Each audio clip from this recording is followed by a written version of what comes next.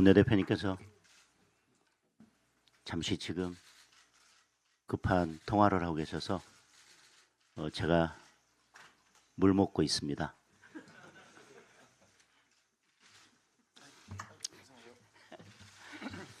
예, 저를 물 먹게 하신 원내대표님께서 들어오셨습니다. 최고위원회 시작하겠습니다. 먼저 윤리 결정에 대해서 말씀을 드리겠습니다. 윤리 결정에 대해서 한동훈 전 대표는 제대로 소명 기회를 부여받지 못했다고 말씀하고 계시고, 또 일부 사실관계에 대해서 다툼이 있다고 말씀하십니다.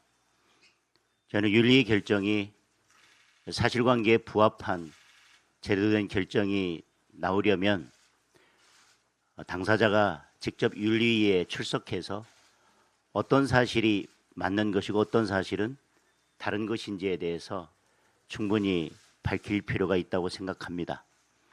당사자가 윤리위에서 그런 것들을 직접 밝히거나 소명해 주지 않으면 윤리위의 결정은 일방의 소명을 듣고 결정이 내려질 수밖에 없습니다. 따라서 한동훈 전 대표가 지난 화요일에 있었던 윤리위 결정에 대해서 소명 기회를 갖고 또 사실관계에 대해서 충분히 소명하고 충분히 소명의 기회를 부여받은 다음에 이 윤리위의 결정 절차가 마무리될 수 있도록 하기 위해서 한동훈 대표가 재심의를 청구할 수 있는 기간을 부여하는 것이 맞다고 봅니다. 그래서 저희 최고위원회에서는 한동훈 대표에게 재심의의 기회를 부여하고 제대로 된 소명 기회를 부여받아서 이 절차가 마무리될 수 있도록 재심의 기간까지는 윤리 결정에 대해서 최고위의 결정을 하지 않겠습니다.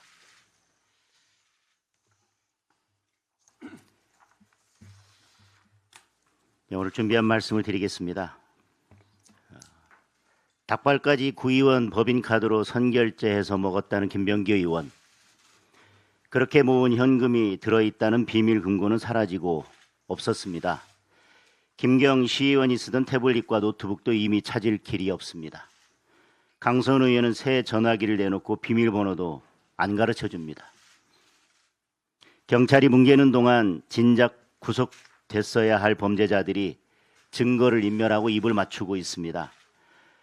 전재수 의원 통일교 금품수수 사건은 공소시효가 끝나가고 있습니다. 대장동 항소 포기로 고발된 정성호 법무부 장관에 대한 수사는 아예 시작도 하지 않고 있습니다. 이 정권 스스로 특검을 할 수밖에 없는 상황을 만들고 있습니다. 그런데도 더불어민주당은 악착같이 특검을 거부하고 있습니다. 김병기, 강선우, 김경, 전재수에서 끝나지 않고 얽히고 설킨 자신들의 비리가 몽땅 드러날까 봐 두려운 것입니다. 거악을 덮어온 김현지와 이재명 대통령의 실체가 탄로나는 것을 어떻게든 막으려는 것입니다. 그러면서 2차 종합특검법은 기어이 밀어붙이겠다고 합니다. 살아있는 권력을 수사하는 것이 특검의 본래 목적인데 파묘하듯 죽은 권력만 파헤치겠다는 것입니다. 누가 봐도 선거용 특검, 정치보복 특검입니다. 더불어민주당은 지금이라도 2차 특검을 포기하고 공천뇌물, 통일교 게이트, 대장동 항소 포기, 민주당이 받아야 될 3대 특검에 대해서 답하기 바랍니다. 오물은 오래 덮어 놓을수록 더 심하게 썩을 뿐입니다. 오늘 본회의에서도 통일교 게이트 특검이나 공천 뇌물 특검에 대해서는 어떤 답도 하지 않고 민주당의 정치 특검인 2차 종합특검 법안만 올린다면 국민의힘은 국민들께 이러한 더불어민주당의 무도함을 알리기 위해서 가장 강력한 수단까지도 선택할 수밖에 없다는 말씀을 드리겠습니다. 이 정권 검찰개혁의 검은 의도가 드러나고 있습니다. 이번에 정부에서 내놓은 검찰개혁 법안은 사실상 이재명 친위 수사대를 만들겠다는 것입니다. 변호사 자격만 있으면 중수청 수사사법관에 임용될 수 있도록 해서 민변, 참여연대 출신 친정권 변호사들에게 수사권을 주려고 합니다. 2028년 10월까지만 대통령실 출신들이 들어갈 수 있도록 꼼수를 써서 정권이 바뀌어도 계속 조직을 장악할 수 있도록 해놓았습니다. 게다가 대통령이 수사사법관을 파면할 수 있도록 하고 행안부 장관에게 중수청 지휘 감독 권한을 줘서 살아있는 권력에 대한 수사를 아예 원천 봉쇄해 놓았습니다. 수사기관을 정권의 충견으로 만드는 법안입니다. 그런데 이걸로도 모자랐는지 더불어민주당 강경파는 공소청 보완 수사권까지 박탈하겠다면서 정부안을 뒤집어 엎으려 하고 있습니다. 이 정권이 목표로 하는 대로 검찰이 해체되면 결국 그 피해는 고스란히 국민들에게 돌아갈 것입니다. 특히 사회적 약자들은 더 큰 피해를 받게 됩니다. 권력과 돈을 가진 사람들은 비싼 변호사를 앞세워 법망을 빠져나가고 돈 없고 힘없는 서민들은 억울함을 하소연할 길도 없어질 것입니다. 검찰개혁은 범죄로부터 국민을 보호하고 국민의 인권을 지키고 사회적 정의를 바로 세우는 것이 목표가 되어야 합니다. 이재명 친위 법안을 즉각 폐기하고 원점에서 재검토하기 바랍니다. 이상입니다. 더불어민주당은 사람이 바뀌어도 정치의 방식은 달라지지 않았습니다. 소수 야당에 대한 내란몰이만이 유일한 선택지인 듯 합니다. 강선우 의원과 김병기 전 원내대표를 비롯한 더불어민주당 공천 뇌물 특검 요구는 철저히 외면하면서 이미 한번 연장했던 3대 특검으로 장기간 대대적인 수사가 진행된 사안들에 대해서 또다시 2차 종합특검을 하겠다는 것은 불공정한 여당 무죄, 야당 유죄입니다. 3대 특검에 검사 136명을 포함해서 총 257명의 수사 인력이 투입이 되었고 500억 원에 달하는 예산이 소요되었습니다. 그럼에도 미진하다는 이유로 다시 종합특검을 추진한다면 이는 진상규명이 아니라 야당 탄압, 정치 보복 수사의 무한 반복일 뿐입니다. 이번에 발의된 2차 특검법에는 최대 170일 동안 검사 30명, 검사 외 공무원 70명 이내 총 100명의 파견을 허용하고 있습니다. 과거 특검에 비해서 무엇이 다르고 왜 불가피한가에 대한 합리적 설명은 전혀 찾아볼 수 없습니다. 시쳇말로 닥치고 고입니다. 법원 행정처마저 반대 의견을 표명한 특검법을 끝까지 고집하는 이유가 야당 탄압 내란몰이 외에 무엇이 있습니까? 지금 필요한 것은 야당 탄압 특검 연장이 아니라 공정한 쌍특검입니다. 바로 더불어민주당 공천 뇌물 특검 그리고 통일교 정교 유착 의혹과 여당의 통일교 유착 은폐 수사 의혹을 수사하는 통일교 민중기 특검입니다. 자신들에게 유리한 것만 골라서 특검 수사를 추진하는 것은 권력 남용에 불과합니다. 한병도 원내대표는 취임 후 야당을 국정의 파트너로 인정하고 대화와 타협을 강조했습니다. 그러나 말뿐이었습니다. 실제로는 야당 탄압 정치보복 특검법을 한병도 지도부 1호 법안으로 추진하고 있습니다. 협치는 말로 되는 것이 아니라 상대에 대한 존중과 행동으로 실천하는 것입니다. 지금 국민이 바라는 것은 황당무계한 특검으로 여당 내부의 비리 의혹을 덮고 야당을 탄압해서 지방선거에 이용하는 정치 공작이 아닙니다. 민생을 수습하고 경제를 안정시키는 책임 있는 국정 운영입니다. 고물가 고환율로 국민의 삶이 벼랑 끝에 내몰린 상황에서 민생 해결 능력도 또 의지도 보이지 않은 채 지방선거를 겨냥한 내란몰이 프레임과 정치 공세에만 몰두하는 것은 집권 세력의 명백한 책임 방기이자 직무유기입니다. 이재명 정권과 더불어민주당에게 경고합니다. 야당 탄압 3대 특검 연장 추진을 즉각 중단하고 고물가, 고환율로 고통받는 국민의 삶을 살리기 위해 즉각 민생 협치의 장으로 나오기를 바랍니다. 이상입니다. 예, 최고위원 신동욱입니다. 특검 중독자 이재명 대통령, 특검 중독자 우원식 국회의장, 특검 중독자 정청래 민주당 대표, 특검 중독자 추미애 민주당 법사위원장에게 묻습니다. 정말로 특검이 아니면 대한민국을 이끌어갈 방법과 수단이 없는 것입니까? 도대체 그동안 어떤 일이 있었습니까? 특검이 아니면 국정 운영이 안 됩니까? 헌정사상 최초라는 3대 특검이 문을 닫은지 그 특검에 문 닫는 사인에 잉크가 마르지도 않았습니다. 그런데 또 종합 특검을 합니까?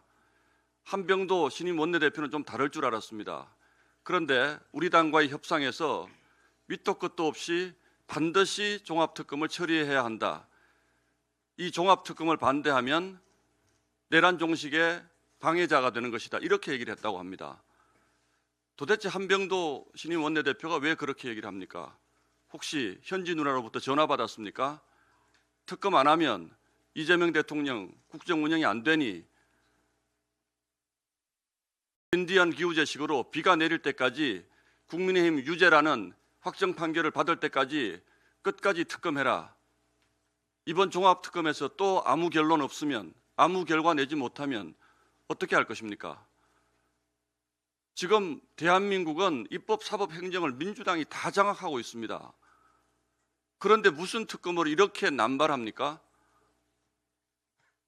특검은 약한 사람이 강한 사람을 상대로 정상적인 수사가 이루어지지 않을 때 마지막 수단으로 사법기관의 예외적 수단으로 특검을 하는 것 아닙니까? 그런데 그동안 3대 특검이 우리 야당 의원들 탈탈 털어서 뭐가 나왔습니까?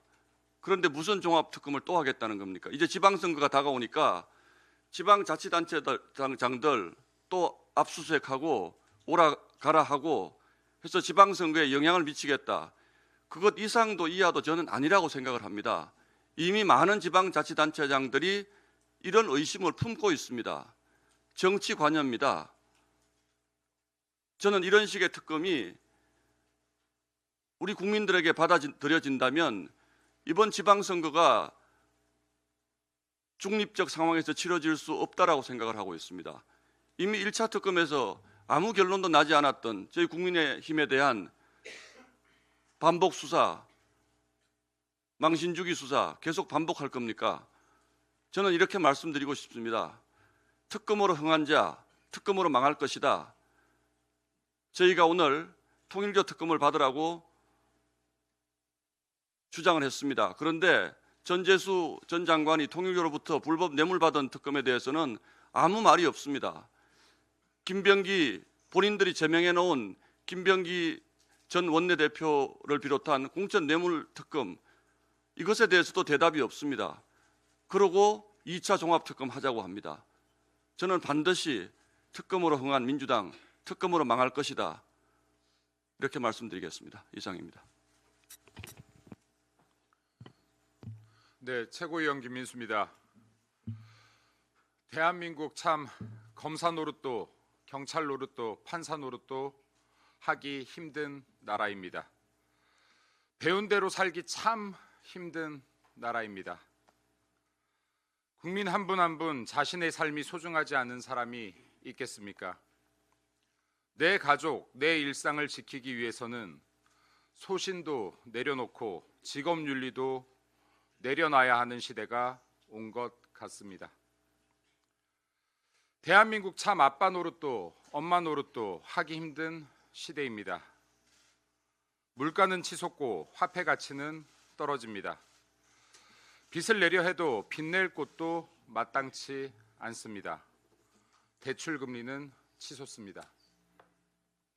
내 아이들, 내 가족들 지키기 위해서는 내 삶과 휴식은 내려놔야 하는 시대가 온 것 같습니다. 지난 13일 윤석열 대통령에 대한 구형이 있었습니다.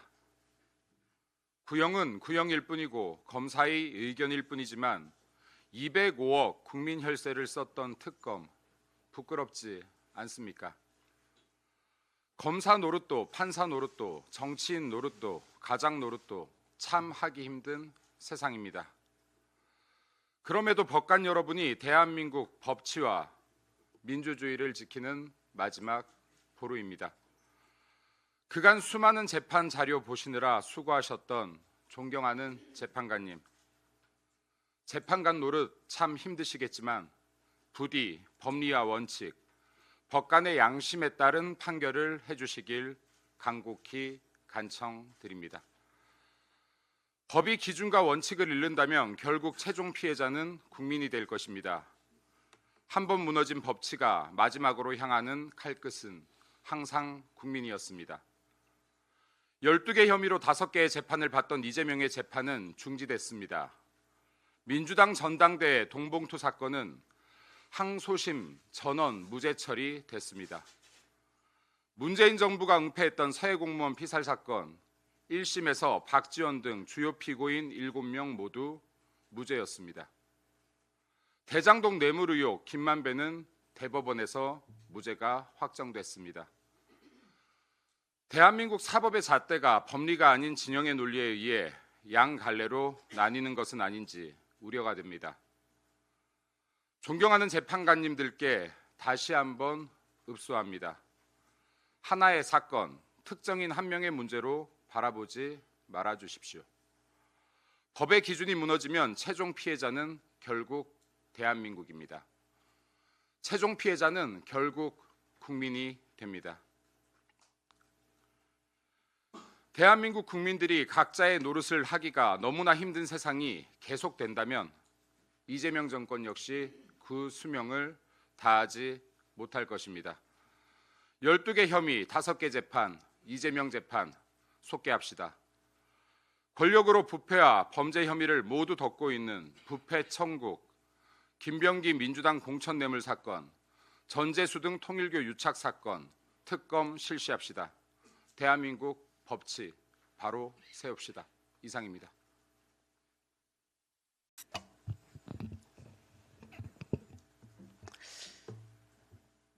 네, 오늘 장동혁 대표님께서 우리 최고의 결정을 말씀해 주셨는데 그 윤리위 이슈는 그것으로 정리드리고 오늘 저는 임명장을 받으신 조광한 최고위원님 그리고 김대식 특보단장님, 당대표 정무실장님 환영합니다. 조광한 최고위원님은 행정의 현장을 가장 잘 아는 분입니다.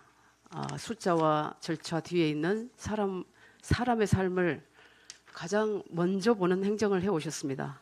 저는 2016년부터 잘 알고 또 어떤 일이든 상의해 왔던 분으로 격하게 환영드립니다. 말보다 결과로 신뢰를 쌓아온 리더십이 강점입니다. 당이 국민의 일상으로 더 가까이 가는데 큰 역할을 해주실 분입니다. 김대식 특보단장님, 정책과 정치, 중앙과 현장을 잇는 조율의 전문가이십니다. 앞에 나서기보다 뒤에서 전체를 움직이는 조용한 리더십, 복잡한 사안을 단순하게 정리하는 정무적 감각이 정말 탁월하십니다. 당의 전략이 현실에서 작동하게 만드는 분으로 정말 환영드립니다. 김장겸 정무실장님, 평소에 너무 존경하는 분입니다. 원칙을 지키되 상대의 말을 끝까지 듣는 절제된 정치인입니다. 갈등의 한복판에서도 중심을 잃지 않는 태도, 정쟁보다 국민 눈높이를 먼저 생각하는 자세가 참 인상적이었습니다. 당의 메시지를 신뢰로 바꾸는 역할을 해주실 분으로 믿습니다. 세 분의 공통점은 하나입니다. 자리를 욕심내기보다 책임을 먼저 고민해온 분들이라는 점입니다. 이 조합 자체가 국민을 향한 정치의 방향이 어디인지 우리 국민의 힘의 방향이 어디인지 분명히 보여주고 있습니다. 세 분을 모시고 또 우리 지도부가 국민들께 신뢰를 드릴 수 있도록 더 최선을 다하겠습니다. 이상입니다.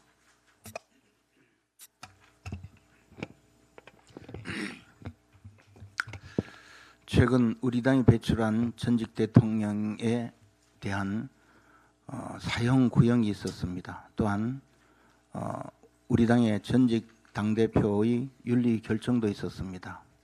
이것이 우리 당의 현주소라고 봐야 할 것입니다. 우리 당이 배출한 두 분의 대통령이 연거푸 탄핵을 당해서 사실상 정치적 기반이 와해될 지경에 있어 왔습니다. 그러나 우리나라에서 보수 정치의 뿌리는 깊고도 넓고 우리에 대한 요구도 아직도 많은 것이 현실입니다. 정치 세력으로서 우리의 존재 근거는 그분들의 뜻을 따르는 것이라고 생각을 합니다. 야당으로서의 역할은 여전히 남아있고 우리가 우리의 역할을 포기하면 이재명 정권 일당 독재가 들어설 것입니다.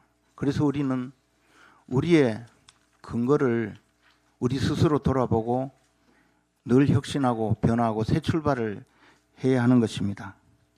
마침 우리 당의 당명도 바꾸고 당의 정강정책도 수정하면서 새 출발하려는 움직임이 있습니다. 저는 이번 기회에 우리가 지난 시대를 청산하는 계기가 되었으면 하는 바람입니다. 지난 시대의 정치, 과거의 정치적 부산물도 말끔히 정리하고 넘어가는 계기가 되었으면 합니다. 그래야만이 우리가 다시 국민 앞에 신뢰를 얻을 수 있고 새 출발할 수 있습니다. 마치겠습니다. 예, 저는 오늘 금일은 드릴 말씀이 없습니다. 이상입니다.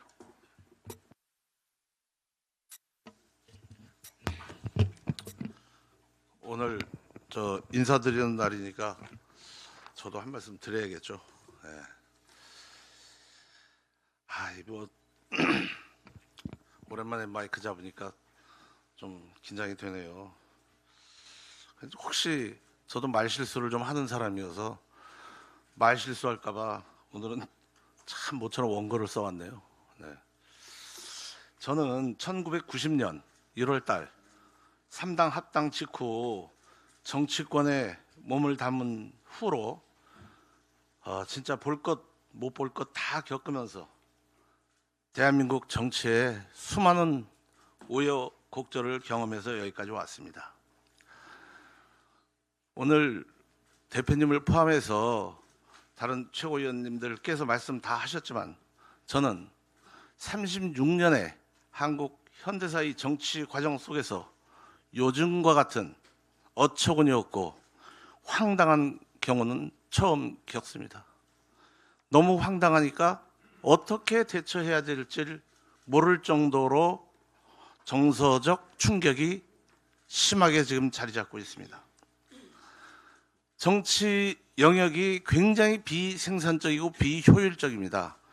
그러나 이재명 정부 출범 전에는 그나마 유지되었던 생산성 있는 정치 질서는 완전히 무너졌고 혼란스럽고 어려운 현실 속에서 앞날에 대한 국민들의 불안과 위기는 점점 더 커져가고 있습니다.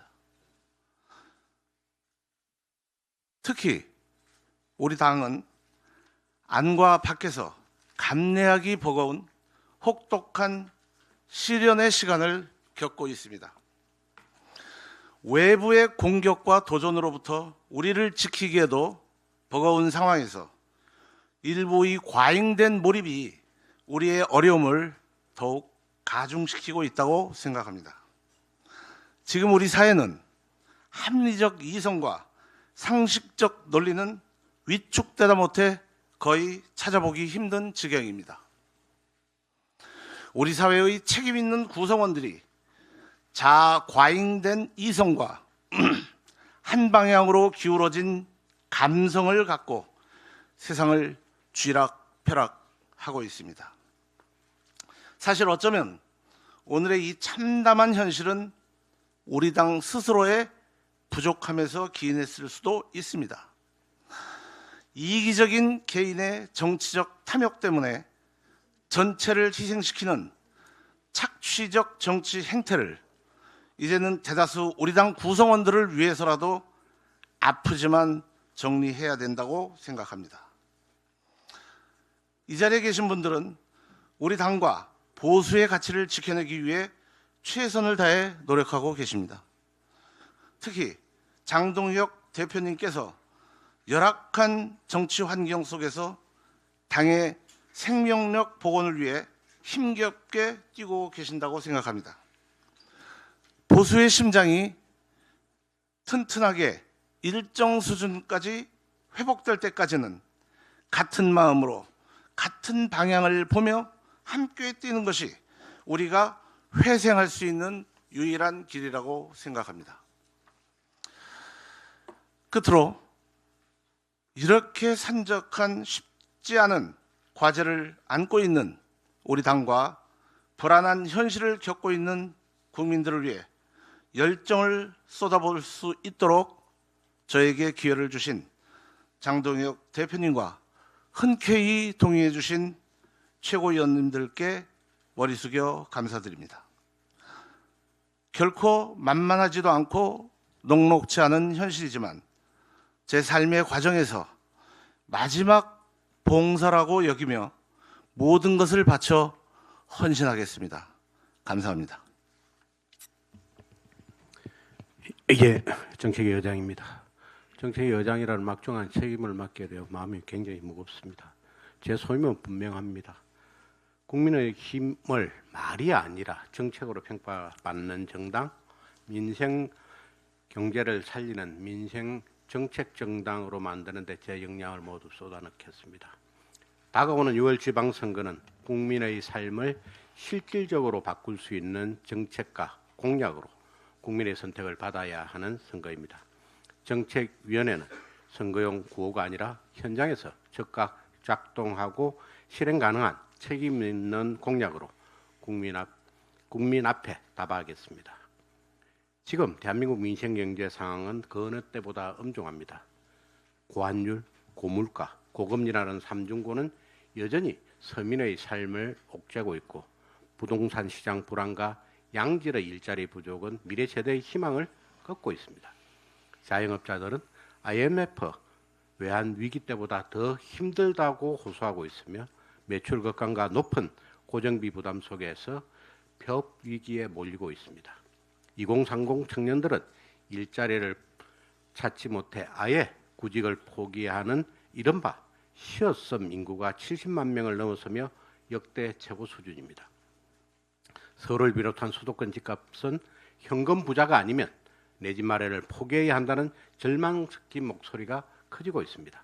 이에 민생경제위기 극복을 정책위원회 활동의 최우선 순위에 두겠습니다. 특히 장동혁 당대표께서 밝히신 대로 오늘부터 민생경제점검회의를 정례적으로 개최하여 경제 전문가들과 함께 현장의 목소리를 점검하고 이를 토대로 민생 리포트를 지속적으로 발표하겠습니다.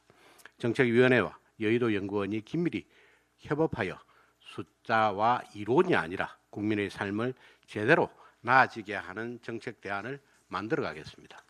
오늘 최고위원 회의가 끝난 직후인 오전 10시부터 고물가 문제 대책 마련을 위한 제1차 민생 경제 점검 회의를 시작합니다. 국민 여러분과 언론 여러분들의 많은 관심과 엄정한 평가를 부탁드립니다.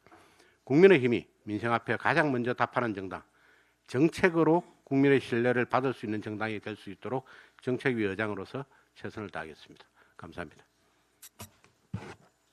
아이고 송구합니다. 제가 정책위 의장님 말씀을 잠깐 빼먹어서 아주 국가의 말씀을 빼먹어서 네, 재심해 하겠습니다.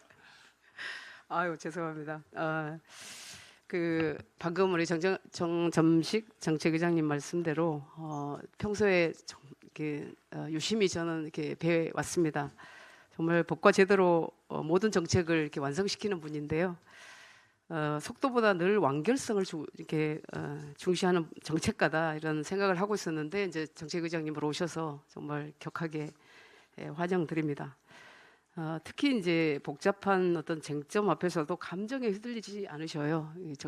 우리 의장님께서는. 그리고 헌법과 법체계 안에서 답을 찾는 정말 차분한 판단력이 뛰어나십니다.